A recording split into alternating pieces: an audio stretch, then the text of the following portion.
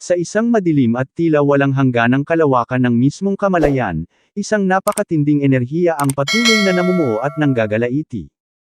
Dito natin makikita ang ating bida na si Lu Sheng, tahimik na nakaupo sa gitna ng isang napakalakas at umiikot na ipo-ipo ng purong asol na liwanag.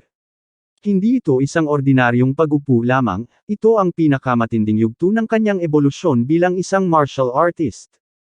Sa likuran ng ating bida, isang nakakakilabot at higanteng Dharma manifestation ang unti-unting nabubuo.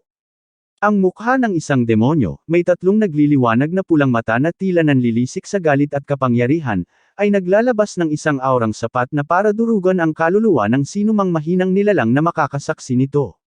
Habang ang kanyang mental power ay matagumpay na nakatawid sa ika-10 antas, ang kanyang mismong pisikal na katawan at laman ay walang awang binabasag ang limitasyon ng ika-11 antas. Ito na ang hinihintay na sandali, ang opisyal na pagtuntong ng ating bida na si Lu Sheng sa nakakapanindig balahibong level 12 realm. Ngunit hindi naging madali ang prosesong ito. Sa gitna ng kanyang matinding konsentrasyon, biglang napaubo ng dugo ang ating bida. Isang malapot at madilim na likido ang lumabas mula sa kanyang bibig, na may halong gininto ang kulay na kumikinang sa dilim. Subalit, walang bakas ng kaba o takot sa kanyang mukha.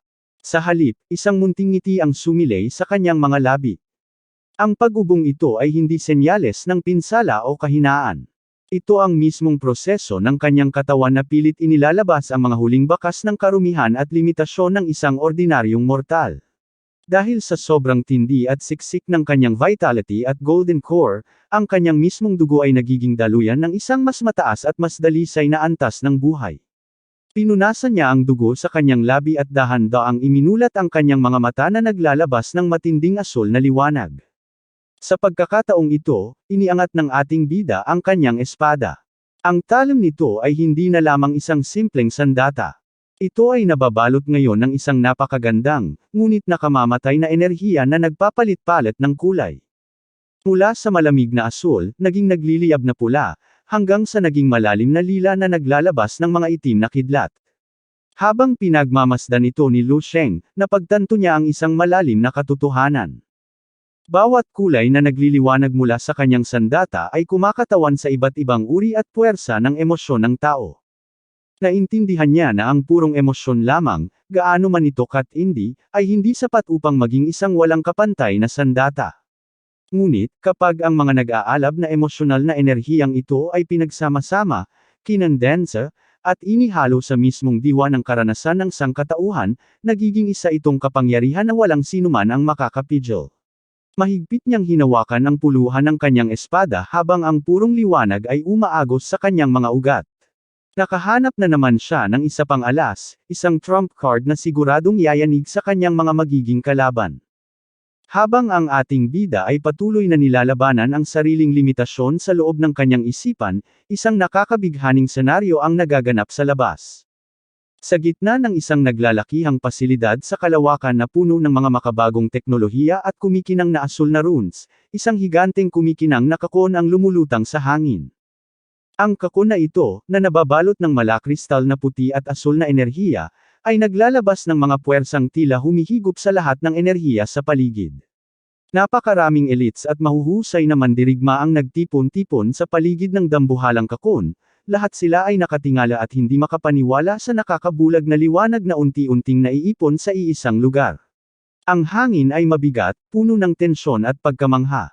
Isa sa mga nakasaksi nito ay isang nakakatakot na figure, isang alien expert, ang multi-armed leader na may 6 na naglalakihan at maskuladong braso, walang buhok, at may matatalim na matang nagpapakita ng kanyang napakataas na antas.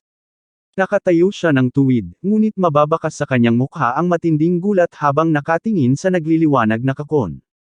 Maging ang isang katulad niyang sanay sa mga walang awang labanan ay hindi mapigilan ang panginginig ng kanyang boses nang mapagtanto niya kung ano ang nangyayari.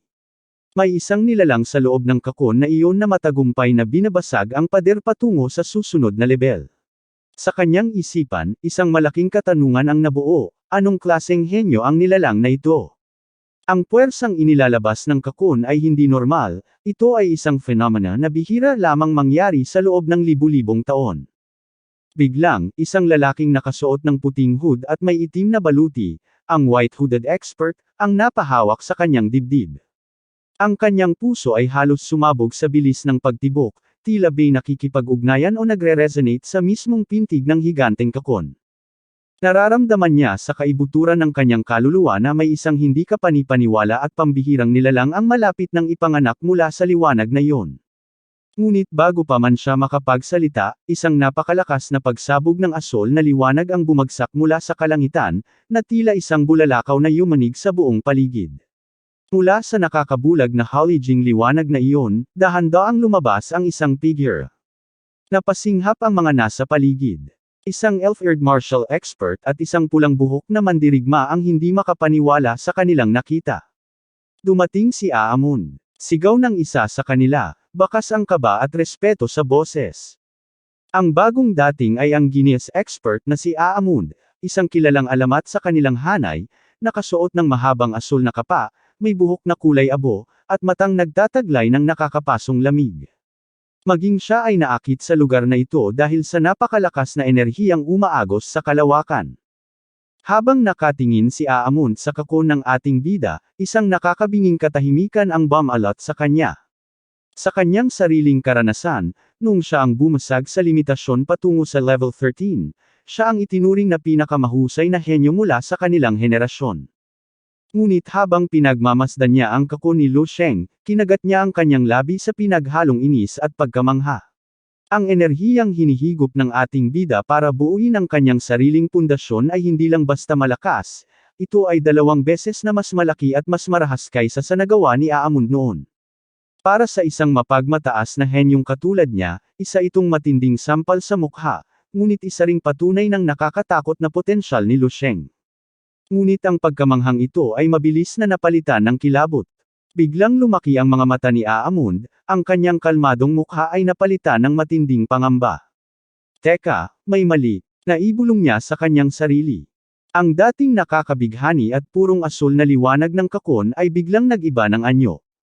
Parang isang patak ng itim na tinta sa malinaw na tubig, ang paligid ng kakon ay binalot ng madilim na enerhiya. Kasabay nito, ang mismong kalawakan sa itaas nila ay tila nap unit. Isang higanteng, umiikot na itim na vortex ang nabuo sa kalangitan, naglalabas ng mga lila at itim na kidlat na pilit binabasag ang katahimikan ng kalawakan. Ang presyon mula sa kalangitan ay naging sobrang bigat, na tila may isang Diyos ng kamatayan na nakatingin sa kanila mula sa itaas. Agad na napansin ng multi-armed leader ang napipintong panganib. Ang kanyang balat ay nangilabot habang nakatingala sa nagwawalang kalangitan. Agad niyang pinalabas ang kanyang nakakatakot na aura at sumigaw sa lahat ng naruroon na nagpakaba sa buong hanay ng mga mandirigma. Inutusan niya ang lahat na maghanda sa labanan. Wala nang oras para mamangha. Ang kamatayan ay kumatok na sa kanilang pintuan. Mabilis na hinugot ng lalaking may pulang buhok ang kanyang nagliliyab na espada mula sa kaluban. Sa pagkakataong ito, ipinaliwanag ng multi-armed leader ang malupit na katotohanan ng kanilang universo. Bawat pagkakataon daw na may isang henyo mula sa kanilang lahi ang gumagawa ng breakthrough, ang kanilang mga kaaway mula sa kabilang panig ay hindi papayag na matapos ito ng mapayapa. Tiyak na magpapadala sila ng mga halimaw at mamamatay tao para tapusin ang henyo bago pa man ito tuluyang mamukadkad. Ayon sa pinuno, noong si Aamun ang nag-breakthrough patungo sa level 12, ang mga kaaway ay nagpadala ng 2 nakakatakot na kalaban para paslangin siya. Ang tanong na nagpapanginig sa lahat ngayon ay, kung gaano kalakas ang enerhiyang inilalabas ni Lu Sheng, anong klaseng halimaw kaya ang ipapadala nila para sa kanya? Habang umaalingaw ang nakakabinging tunog ng mga sirena ng pasilidad, beep, beep, beep, nag-anunsyo ang sistem ng napipintong pag-atake. At hindi nga sila nagkamali. Mula sa dilim ng kalawakan, libu-libong mga kaaway ang biglang sumulpot, mabilis na sumusugod na tila mga langgam na uhaw sa dugo, sabay-sabay na sumisigaw ng, "Mamatay kayo!" Panipi tuldok. Mabilis na umaksyon ang mga depensa. Isang dambuhalang, pabilog na barrier na yari sa asul na mahika at kidlat ang agad na inilatag sa paligid ng nagliliwanag na kako ng ating bida upang protektahan ito mula sa ulan ng atake. Napangiti na lang ng mapakla ang white-hooded expert habang pinagmamasdan ang kaguluhang nangyayari. Aba, gusto talaga nila ng engranding eksena komento niya, habang inihahanda ang sarili sa isang madugong sagupaan.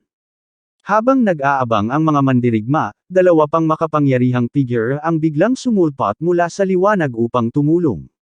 Isang babaeng martial expert na nakasuot ng mapang-akit ngunit delikadong pulang kasuotan, at isang dambuhalang lalaki na may nakakatakot na pisikal na pangangatawan ang dumating sa eksena. Kalmado nilang pinag-usapan ang sitwasyon.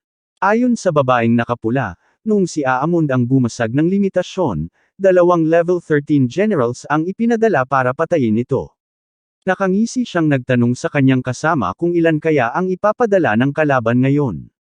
Habang nag-uusap sila, bakas ang kumpiyansa sa kanilang mga mukha na kaya nilang harapin ang anumang banta. Ngunit ang kumpiyansang iyon ay hindi nagtagal.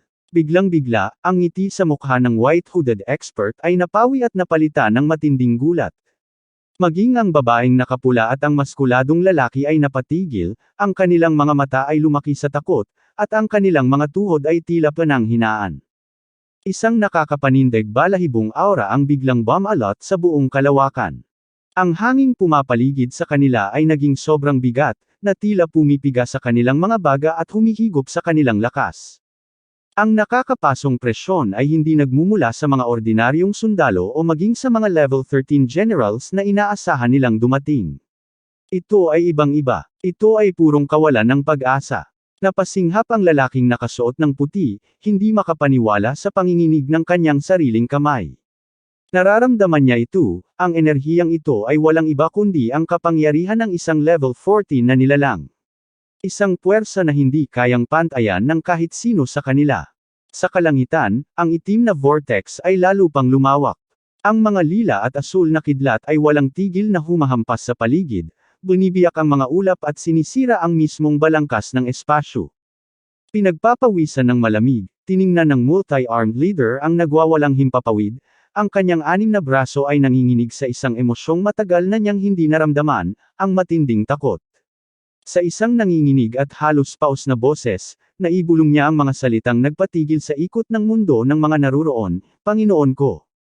Ang aurang ito ay, alam niya kung sino ang nagmamay-ari ng presyong ito. Isang pambihirang halimaw, isang entity na nagdadala ng kamatayan saan man ito magpunta. Napalunok siya habang dahan-daang tinatanggap ang malupit na katotohanan. Nandito na siya. Habang ang vortex sa kalangitan ay tuluyang bamuka ng parang isang nakangangang bunganga ng impyerno, na binabalot ng umiikot na liwanag, maitim na mahika, at nagkikiskisang enerhiya, ang multi-armed leader ay nanatiling nakatayo sa ibaba, pinapanood ang pagbaba ng pinakamalaking banta sa kanilang buhay at sa buhay ng ating bida na patuloy pa ring nag-i-evolve sa loob ng kanyang kakon.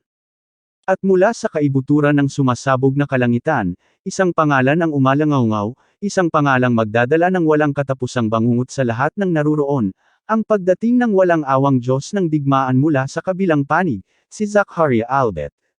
Ang labanan para sa kaligtasan ng pinakamalaking henyo ng kanilang lahi ay magsisimula na, sa isang digmaang susubok sa hangganan ng kanilang lakas, tapang, at dugo.